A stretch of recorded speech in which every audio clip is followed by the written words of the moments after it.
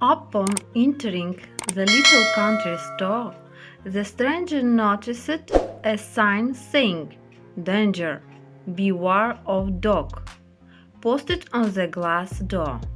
Inside, he noticed a harmless old hound dog asleep on the floor beside the cash register.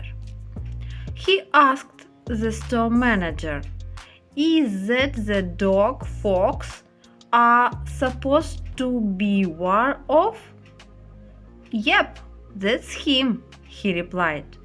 The stranger couldn't help but be amused.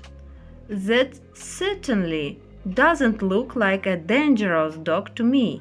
Why in the world would you post that sign?" "Because," the owner replied, "before I posted that sign, people kept tripping over him."